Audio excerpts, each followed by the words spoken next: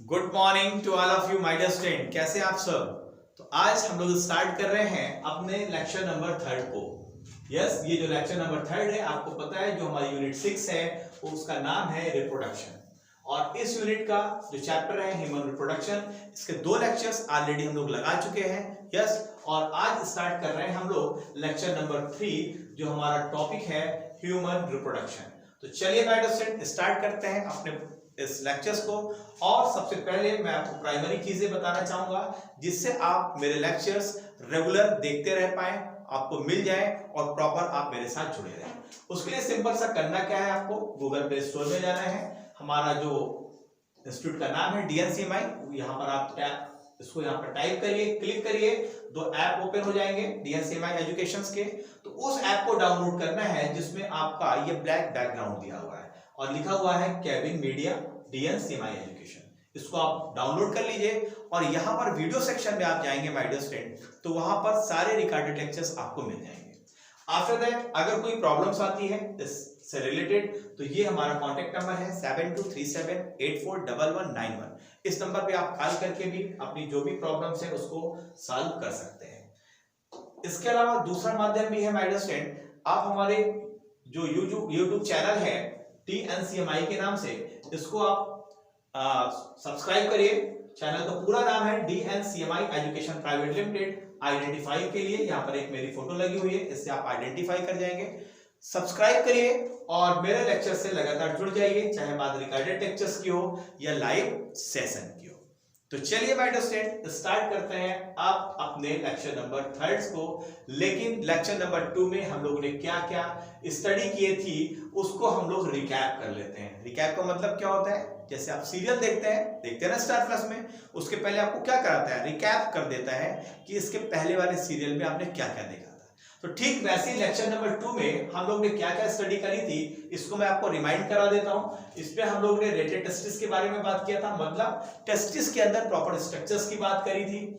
वास इफ्रेंसिया की बात करा था हम लोगों ने, इपिडिडाइमस की बात करी थी, वासा डिफरेंसिया की बात हम लोग ने किया था, seminal vesicle, bulbourethral gland, Cowper glands, prostate gland, yes, और फाइनली पेनिस के स्ट्रक्चर्स को हम लोग ने देखा था। और आज हम लोग जो बात करने वाले हैं माय डियर स्टूडेंट, अब क्या स्टार्ट होगा, लेक्चर 2 के बाद स्टार्ट होगा लेक्चर नंबर 3। तो चलिए स्टार्ट करते हैं लेक्चर नंबर 3 को और समझते हैं इस लेक्चर नंबर 3 में हमें क्या क्या स्टडी करनी है। तो आपको पता है चैप्टर हमारा क्या है, ह्यूमन रिप्रोडक्शन।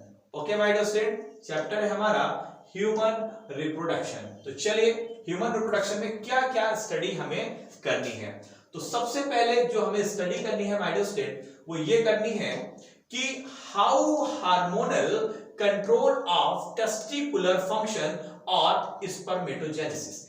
एक्चुअली जो स्पर्म का फॉर्मेशन होता है जिसको हम स्पर्मेटोजेनेसिस कहते हैं, वो किस तरीके से कंट्रोल होता है, कैसे हार्मोन इस स्पर्म के फॉर्मेशंस को कंट्रोल करते हैं, इसको हमें समझना है। और फाइनली हमें देखना है कि जो स्पर्म का फॉर्मेशन टेस्टिस के अंदर होता है तो इजैकुलेशन तक, जब इजैकुलेशन हो जाता है स्पर्म का, तो उसमें वो उसका कौन सा वो ट्रेवल पाथवे है, कौन कौन से स्टेशंस उस पाथवे में आते हैं, इनकी बात हमको करनी है। तो चलिए माय डियर स्टूडेंट स्टार्ट करते हैं अपने जर्नी को। और सबसे पहले हम देखते हैं कि किस तरीके से वो कौन से हार्मोन्स हैं जो स्पर्म के फॉर्मेशन अर्थात स्पर्मेटोजेनेसिस को कंट्रोल करते हैं।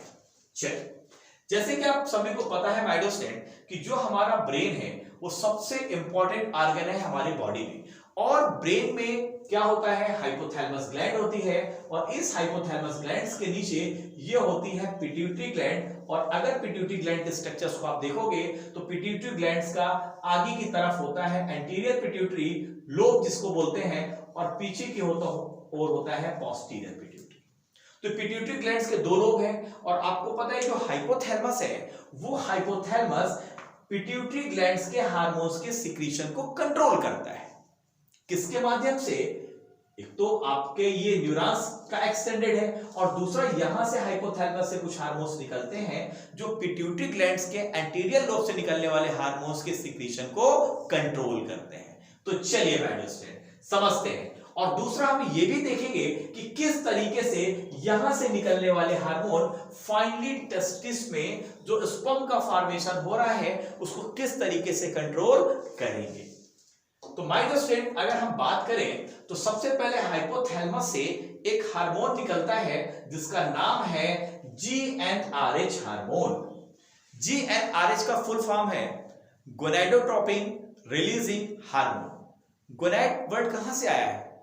गैमेट से ही आया है। यस, तो गोनेडोट्रोपिन रिलीजिंग हार्मोन यहां से रिलीज होता है और रिलीज होके क्या होता है, ब्लड के माध्यम से पिट्यूटरी ग्लैंड्स के एंटीरियर लोब में पहुंचता है और इस लोब को स्टिमुलेट करता है हार्मोन्स को सीक्रेट कराने के लिए।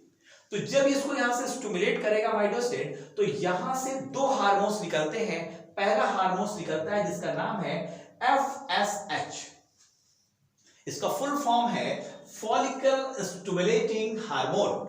एंड सेकेंड हार्मोन इसे सीक्रेट होता है जिसका नाम है ल्यूटिनाइजिंग हार्मोन और शॉर्ट फॉर्म में इसको बोलते हैं LH।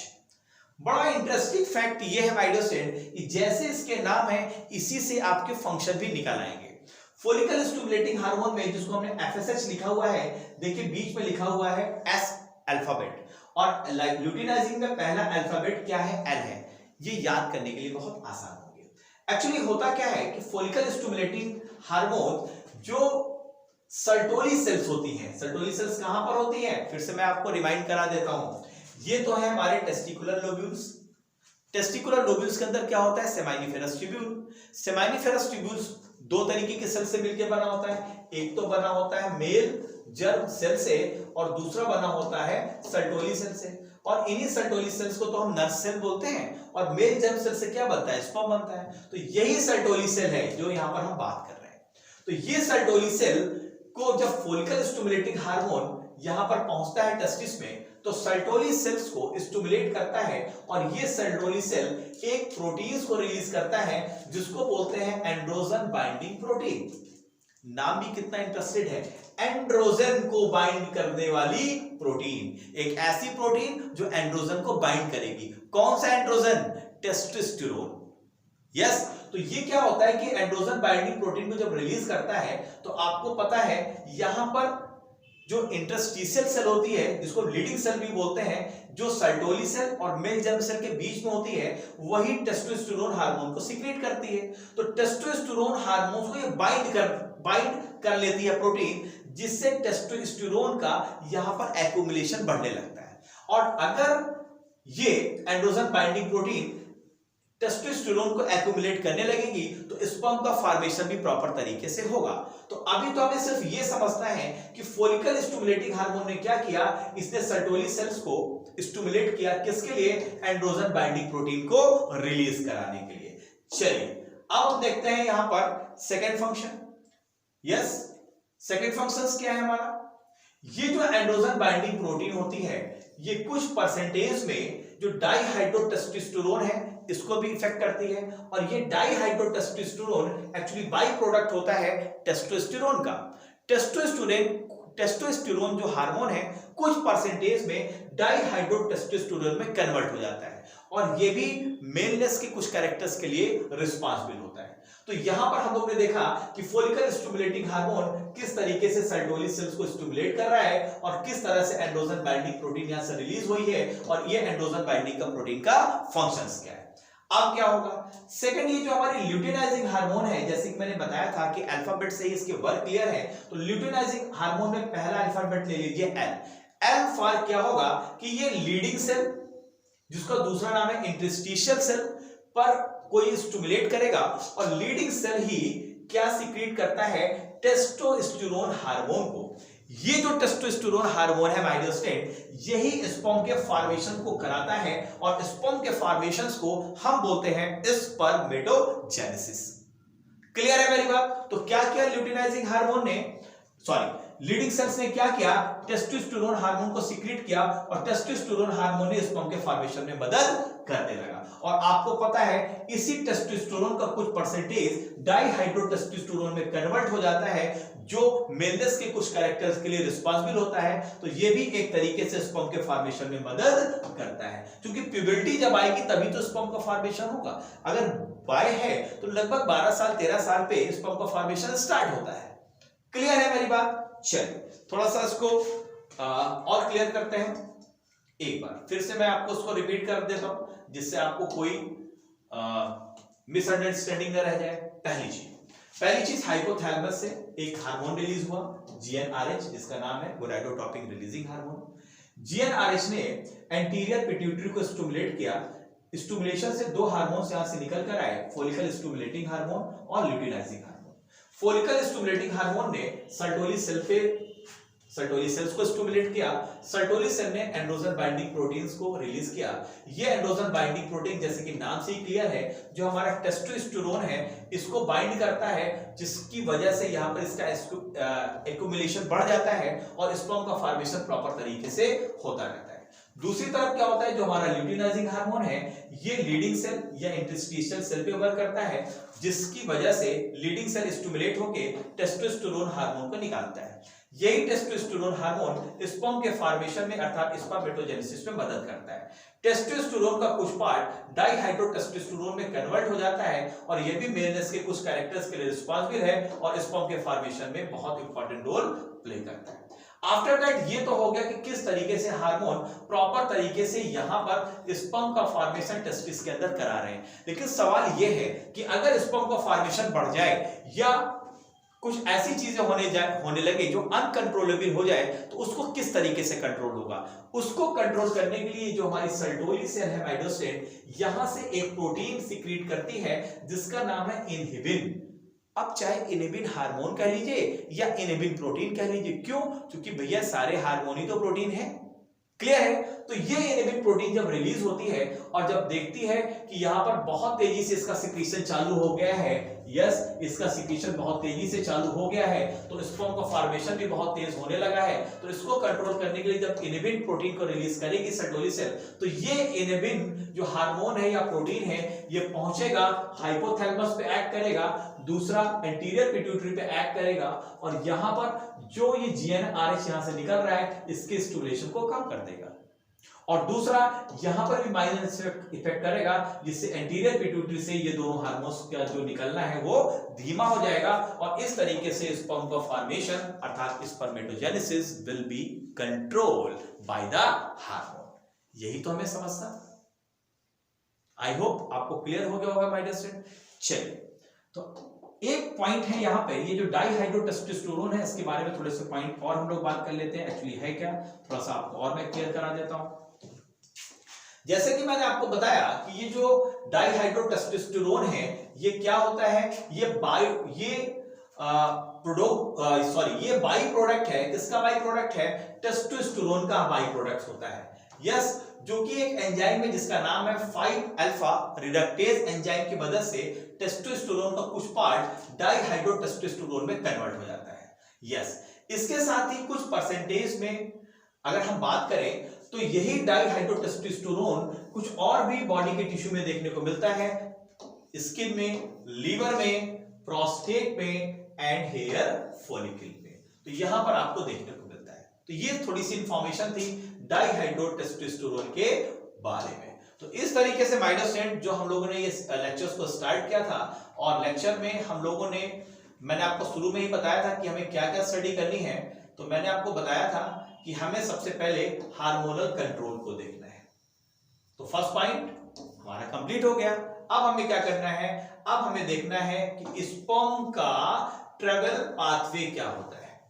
जैसे सपोज दैट हमें दिल्ली से अगर केरला जाना है तो अगर इतनी लंबी जर्नी है तो बीच में कुछ ऐसी जगह पे होनी चाहिए जहां पर हमको न्यूट्रिशन मिले और प्रॉपर तरीके से हमारी जर्नी चलती रहे।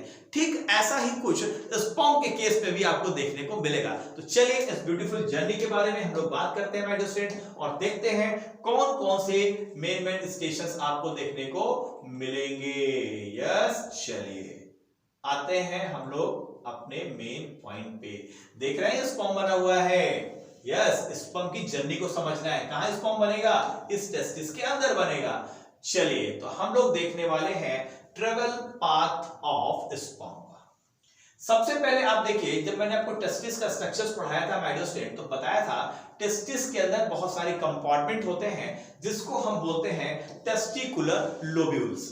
इन टेस्टिकुलर लोब्यूल्स के अंदर मिनिमम 1 और मैक्सिमम 3 सेमाइनिफेरस ट्यूब्यूल्स होती हैं, और सेमाइनिफेरस ट्यूब्यूल दो तरीके के सेल से मिलकर बनी होती हैं, मेल जर्म सेल और सल्टोली सेल।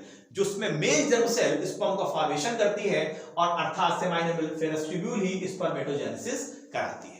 और खासकर अगर और डीप में जाए तो सेमाइनिफेरस ट्यूब्यूल्स में उपस्थित जो मेल जर्म सेल हैं वो स्पर्म का फॉर्मेशन करते हैं। तो भैया स्पर्म का फॉर्मेशन यहां पर हो गया। अब स्पर्म का जब फॉर्मेशन हुआ तो स्पर्म यहां से थोड़ा आगे की ओर बढ़ा इस पॉइंट पे, जिस पॉइंट को हम बोलते हैं रेटेड टेस्टिस। रेटेड टेस्टिस में स्पर्म आ गया। रेस्टेड टेस्टिस से आप देखिए ये फाइन डक्ट्यूल्स निकल रही हैं, इन्हीं डक्ट्यूल्स को हम बोलते हैं वासा एफ्रेंसिया। तो वासा एफ्रेंसिया से होते हुए स्पर्म हमारा कहां पहुंच जाएगा? एपिडिडाइमस के हेड में, हेड से पहुंचेगा बॉडी में और बॉडी से पहुंचेगा टेल में। तो एक शब्द में हम बोल सकते हैं कि अब स्पर्म हमारा कहां पहुंच गया?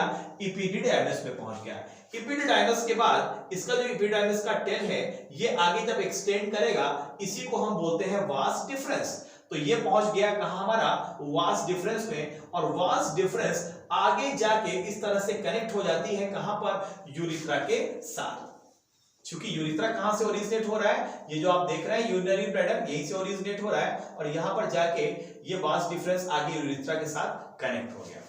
अब जब यूरिथ्रा के साथ कनेक्ट हो गया तो इस यूरिथ्रा के थ्रू ही ये स्पर्म बाहर आएंगे और यहां पर स्पर्म का इजैकुलेशन हो जाएगा।